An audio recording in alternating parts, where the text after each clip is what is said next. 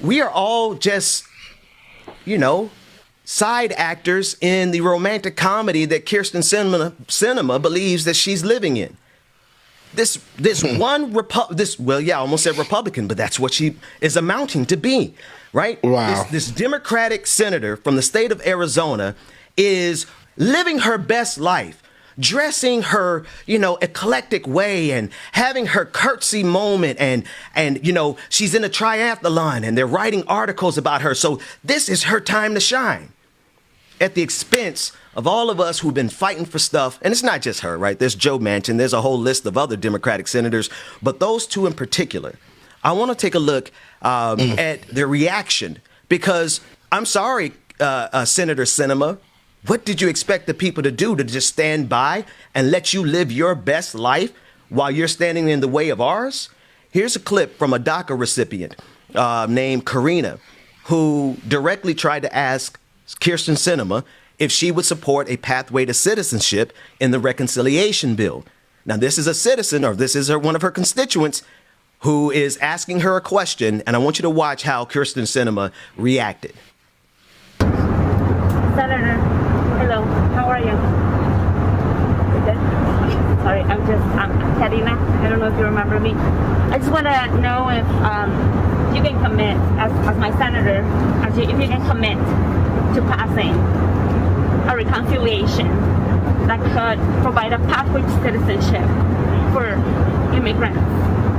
We have been waiting for this for too long. I just need to know if you can commit for people to be protected, like me and many others. Can you commit to that, Senator?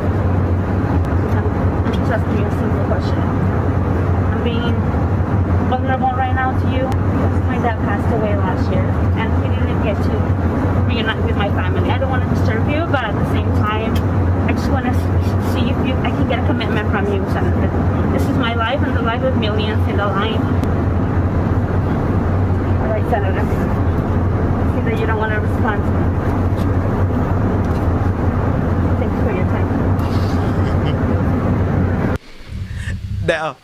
Now, James, this took place on a plane. Earlier this week, Kyrsten Sinema was asked questions by people who were they were leaving her classroom. They followed her, they asked her questions, and they went into the restroom with her to ask her more questions.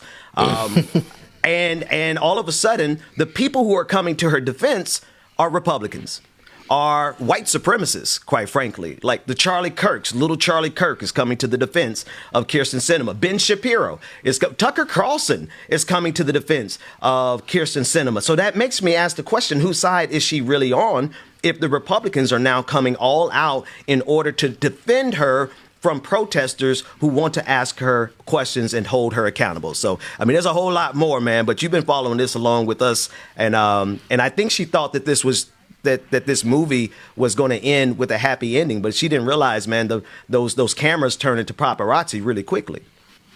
Oh, she knows. They definitely know. They just don't care. That's evident by the way she just sat there and didn't say anything.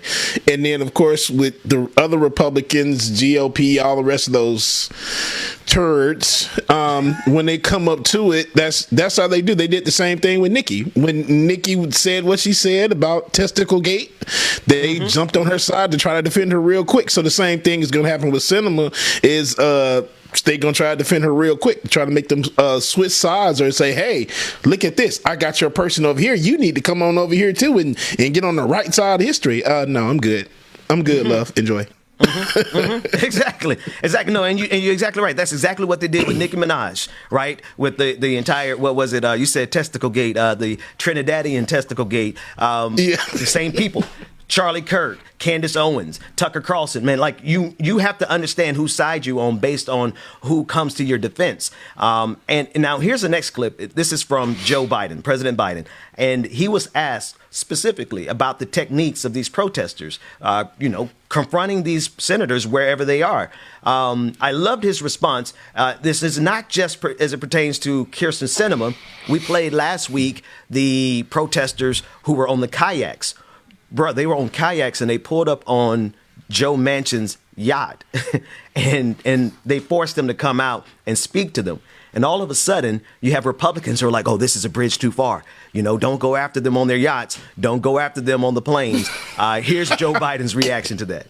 And just one, Mr. President, you're talking about how you have 48 Democratic votes right now. The other two have been pressured over the weekend by activists. Joe Manchin had people on kayaks show up to his boat to yell at him. Senator Sinema last night was chased into a restroom. Do you think that those tactics are crossing a line? I don't think they're appropriate tactics, but it happens to everybody. From the only people it doesn't happen to are people who have Secret Service standing around them. So it's part of the process. Good answer, Sleepy Joe. You did it, Joe. He laughed. Hey, Joe. Shut up, man. You did it there, bro. Joe, you did it, Joe. That was a good answer, Joe. I bet you it don't happen to Kamala either. It better not. I mean, I'm just saying, well, she got Secret Service, right? And right, that's the point. Exactly. If you don't have the luxury of Secret Service, then listen, dude. Not to make this about me, but when I did the story of Michael Bloomberg, I had people come after me. I had no kind of protection. Now, listen, at the time, I was nothing more than a podcaster, which is a distinguished profession. But if podcasters can be held accountable to the people in whatever form or fashion, why do these politicians think that they are above reproach? Like, we cannot pull up and say, hey, you are taking our taxpayer dollars. You are held accountable to us, Joe Manchin, Kyrsten Sinema. And if you thought this song was about you, wait till you get to the bridge, because the people got something to say.